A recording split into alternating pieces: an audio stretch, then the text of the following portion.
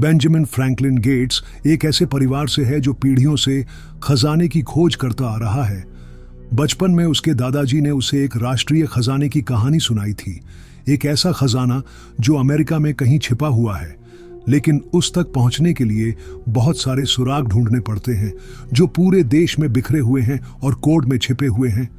Ben का पिता इस खजाने की खोज से बहुत दुखी है क्योंकि उसने अपनी जिंदगी के 20 साल इसे ढूंढने में बर्बाद कर दिए और कुछ नहीं पाया।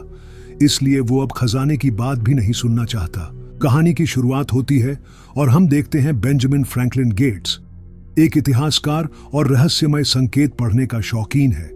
वह अपने परिवार की सबसे नई पीढ़ी का हिस्सा है जो पीढ़ियों से एक गुप्त राष्ट्रीय खजाने की तलाश करता आ रहा है। बेन के पिता इसे सिर्फ एक बेकार सपना मानते हैं।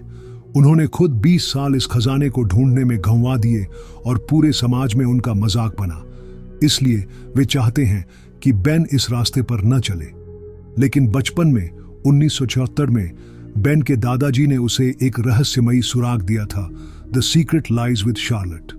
यह वाक्य बेन के जीवन का मकसद बन गया। यह खजाना अमेरिका के फाउंडिंग फादर्स और फ्रीमेसन्स ने अमेरिकन रेवोल्यूशनरी वॉर के दौरान छुपाया था। चार्ल्स कैरल ऑफ कैरलटन ने 1832 में मरने से पहले बेन परिवार को इसकी रक्षा की जिम्मेदारी सौंपी थी।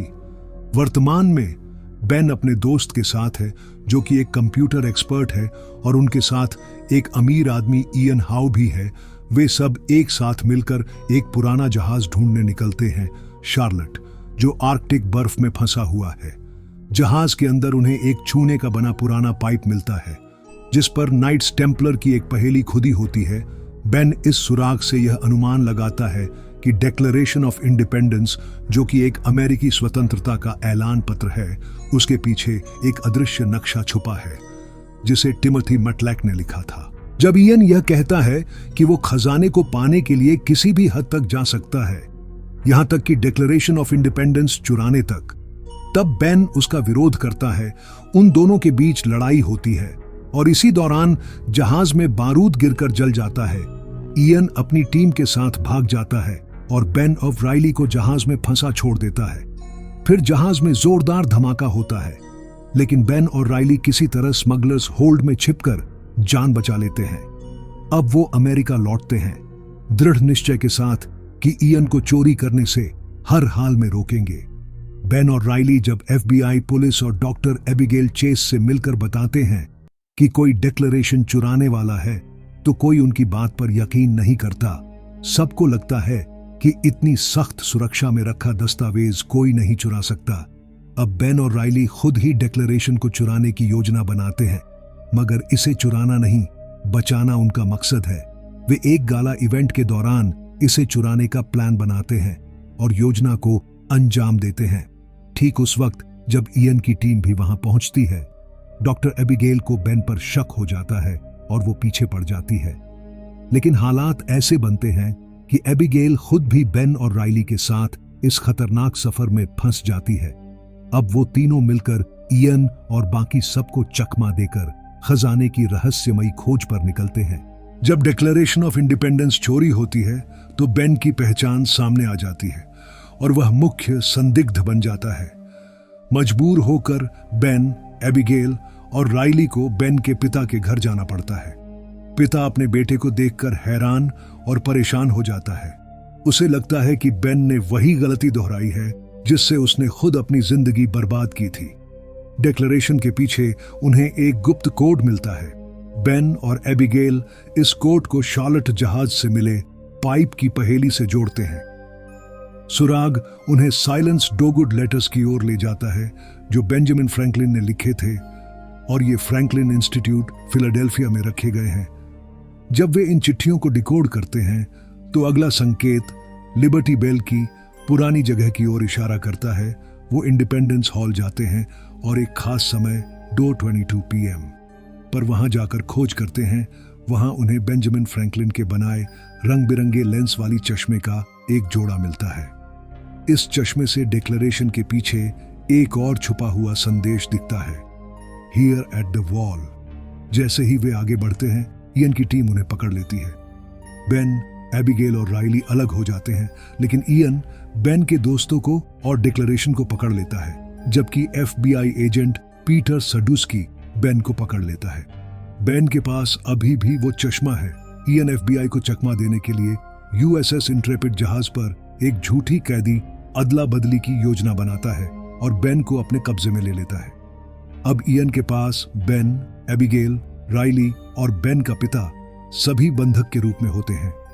इयन बेन को मजबूर करता है कि वो फ्रैंकलिन के चश्मे का इस्तेमाल करके अगले सुराग को पढ़े। यह सुराग उन्हें ले जाता है न्यूयॉर्क सिटी के ट्रिनिटी चर्च की ओर, जहां शायद असली खजाना छिपा है। बेन और उसकी टीम एबिगेल, राइली और पिता पैट्रिक न्यूयॉर्क के ट्रिनिटी चर्च में पहुंचते हैं। वहां वे पार्किंगटन लेन की कब्र के पीछे छिपा एक गुप्त सुरंग खोज निकालते हैं। इस सुरंग से नीचे उतरते हुए वे एक बहुत बड़ा खंभे जैसा गड्ढा देखते हैं, जिसमें एक पुराना एलिवेटर सिस्टम भी है। जब वे सीढ़ियों से नीचे जा रहे होते हैं तो शाफ्ट थोड़ी सी गिरने लगती है, लेकिन किसी तरह वे नीचे पहुंच जाते हैं। नीचे उन्हें एक कमरा मिलता है जो सिर्फ एक लालटेन की रोशनी से जगमगाता है। बेन और उसके पिता पैट्रिक इयन को चालाकी से धोखा देते हैं। वे उसे यह यकीन दिलाते हैं कि यह सुराग पॉल रिवियर्स राइट से जुड़ा है और असली खजाना ओल्ड नॉर्थ चर्च बॉस्टन में है। इयन और उसके आदमी इस झूठ को सच मानकर बेन और बाकी सबको वहीं छोड़कर ऊपर चले जाते हैं, बिना यह जाने कि उन्हें बेवकूफ बनाया गया है। बेन फिर दीवार पर बनी अधूरी पिरामिड और ऑल सीइंग आई के चिन्ह पर एक बटन दबाता है, जिससे एक गुप्त दरवाजा खुलता है, लेकिन उसके पीछे सिर्फ एक खाली कमरा होता है। यह देखकर पैट्रिक पहली बार बेन से माफी मांगता है और मानता है कि खजाना सच में है और उसका बेटा सही था। बेन हार नहीं मानता, उसे लगता है कोई और रास्ता जरूर होगा। तभी उसे एक अजीब सा ताले का निशान दिखता है। वो शार्लेट जहाज से मिला पुराना पाइप उसमें लगाता है और फिर एक और गुप्त दरवाजा खुलता है और सामने होता है वो महान खजाना जिसकी खोज में उसका पूरा जीवन निकल गया था। सोना, मूर्तियां, ग्रंथ, ऐतिहासिक चीजें, एक सभ्यता का खजाना। उसी खजाने के पास से जमीन पर लौटने का रास्ता भी निकलता है। जब बेन, एबिगेल, राइली और पैट्रिक खजाने के रास्ते से वापस चर्च में ऊपर आते हैं तो बेन तुरंत FBI एजेंट सडुस्की को बुलाता है। सडुस्की तब एक चौंकाने वाला रहस्य बताता है। वो खुद फ्रीमेसन्स का हिस्सा है, यानी उस गुप्त संगठन से जुड़ा है जिसने खजाने को छिपाया था। बेन और सडुस्की एक समझौता करते हैं। बेन डिक्लेरेशन ऑफ इंडिपेंडेंस को सही सलामत वापस कर देगा। इयन और उसकी टीम कहाँ है ये भी बता देगा। इसके बदले में सडुस्की वादा करता है बेन और उसकी टीम के खिलाफ कोई आरोप नहीं लगेगा। खजाना दुनिया भर के म्यूजियम्स में बांटा जाएगा ताकि सभी इसे देख सकें, और गेट्स परिवार को इस खोज का पूरा श्रेय मिलेगा। FBI इयन को ओल्ड नॉर्थ चर्च से गिरफ्तार कर लेती है और उस पर अपहरण, हत्या की कोशिश और सरकारी संपत्ति में घुसपैठ जैसे गंभीर आरोप लगते हैं। बेन ने सरकार से सिर्फ 1% फाइंडर्स फी लिया, जबकि खजाने की कुल कीमत लगभग $10 अरब थी। इतनी थोड़ी फीस भी बेन और उसके दोस्तों को काफी अमीर बना देती है। बेन और एबिगेल अब एक दूसरे के करीब आ चुके हैं और एक खूबसूरत बड़ा घर खरीदते हैं जहां वे साथ रहने वाले हैं। राइली ने अपनी खुशियों की झलक दी। उसने एक चमचमाती फेरारी खरीद ली है। यहीं पर कहानी का अंत हो जाता है। तो दोस्तों, कहानी आपको अच्छी लगी हो तो वीडियो को लाइक करके जाना, और ऐसी और कहानी देखना चाहते हो तो चैनल को सब्सक्राइब कर देना।